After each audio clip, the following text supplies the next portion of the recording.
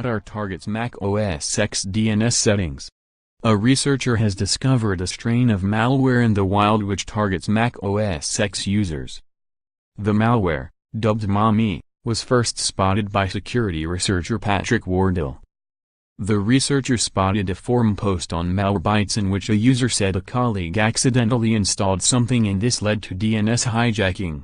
Despite the user removing the DNS entries, the address changes, 82.163.143.172 and 82.163.142.174, remained persistent. The only indicator spotted by Malwarebytes software at the time was reported as My Coupon software, which is often labeled as nuisanceware. However, the hijack of DNS entries suggested that something more sinister was happening. MaMi is not sophisticated. The unsigned Mac OS 64-bit executable has been marked as app version 1.1.0, which suggests the malware is fresh from development. However, the creator of MaMi has included functionality including DNS hijacking, screenshot capture, generation of simulated mouse events, the download and upload of files, the execution of arbitrary code, and may also persist as a launch item. In a blog post, Wardle said that while infection methods remain a mystery, the malware is hosted on a number of domains. The researcher found it to be a trivial affair to decrypt the malware's configuration data and discovered MaMi also installs a certificate through the Keychain Access app, which would allow for man-in-the-middle attacks, MTM.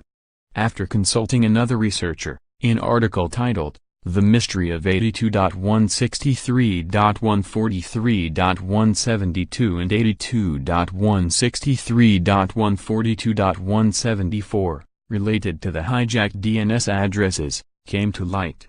See also, watch out for this money-stealing Mac OS malware which mimics your online bank. This research has created the theory that MaMi malware is a rehash of the 2015 Windows-based Sunlocker malware which has been known in the past to hijack DNS addresses on the Windows operating system.